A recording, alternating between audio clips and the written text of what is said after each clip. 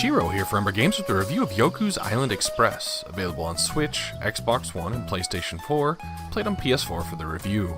I tried to do a search on Swedish developer Villa Gorilla, and didn't turn up much, looking like this might be the studio's first game. Depending on how wide your radar is on new games period, it's quite possible this went under your radar, releasing at major retailers at a $30 price point. Yoku's Island Express tells a story of a sword beetle named Yoku, who takes over as postmaster on the island of Mokumana, where he discovers the island's god has been poisoned and is recruited to help gather the necessary resources to aid in the healing ceremony. Guessing a sword beetle isn't a real thing, and calling him a dung beetle, insects known for pushing around spheres of dung, could have turned off the family-friendly crowd maybe, and instead, shiny ivory is replacing poo.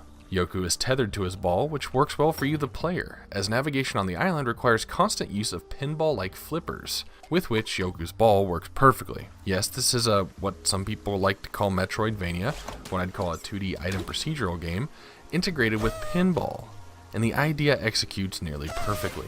You control Yoku with the left stick, but he can't jump tethered to his ball and all, like you would in a normal platformer. You'll find blue bumpers that can be triggered with L2, and yellow-orange ones that can be triggered with R2. While navigation in this open world is often assisted by ball-shaped tunnels, you'll also encounter many areas that function as a pinball table. You'll have flippers, usually multiple, and you'll fling Yoku's ball around gathering fruit, hitting lights, fighting bosses, and otherwise just trying to navigate the rooms to progress. The currency on the island is fruit.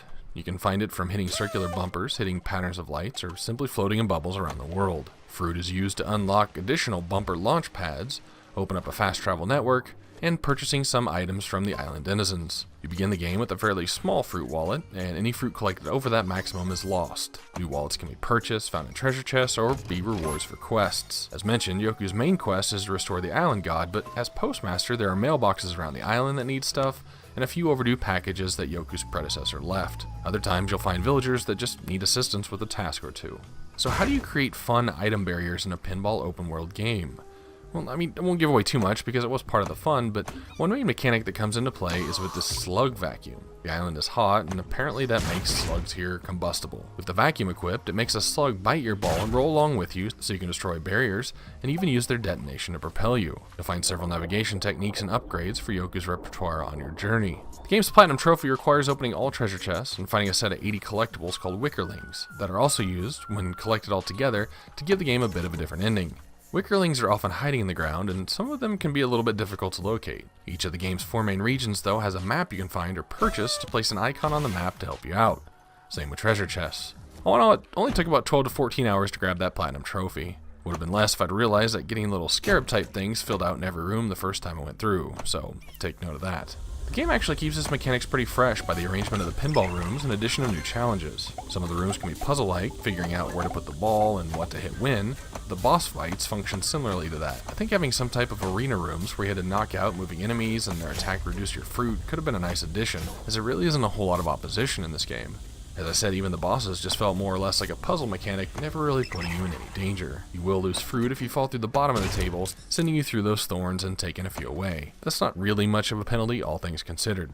So there's something a bit interesting when you go into a true physics-based engine versus having sprites and fake physics in a game engine like most of the adventure pinball games I've seen, Mario Pinball Land and Pokemon Pinball. Now, with a pinball game, of course you want to implement some realistic physics, but I think this is possibly the one place where mixing this with a platformer can kind of fall down. There's nothing worse in this game than trying to retread for some collectibles through one of the pinball rooms just to get stuck on some bumpers that send you back and forth, adding additional fruit to your already max-filled wallet, with nothing to spend the fruit on, when all you want to do is get through. In another situation, I was trying to use a slug to propel myself to the last treasure chest. The slug will propel you in the direction that it's on the opposite side of, right? So if it's under your ball and it blows up, it's going to shoot you up. In this particular instance, it was very picky about the angle of your ascent, but you can't, or at least I don't think there's a way, to spin the ball in place to rotate the slug. Thus, random chance determine whether your roll to that exact position where you need the slug is in the actual right angle and whether it could happen or not. Not only that, but that was the only way I could see to get up there, but I could have been wrong, trying for several minutes over and over to do something that may not have been possible. The flippers themselves on the table, though, behave pretty much as you'd expect a pinball table to most of the time. You really do have to watch and get in the patterns, as there seem about 4 to 5 different points on a flipper that would send you in the various required directions. The art style in this game is well chosen, with an almost hand-painted look. Happen to notice a thank you in the credits of the game to whoever invented Puppet Warp Tool in Photoshop, which I thought was pretty humorous, and the 2D rigged animation of the characters actually worked really well for the game's style. There are a variety of species you'll encounter, and every time I hear the distorted, characterized, mumbling voiceover is used in games like this, I always flash back to Banjo-Kazooie.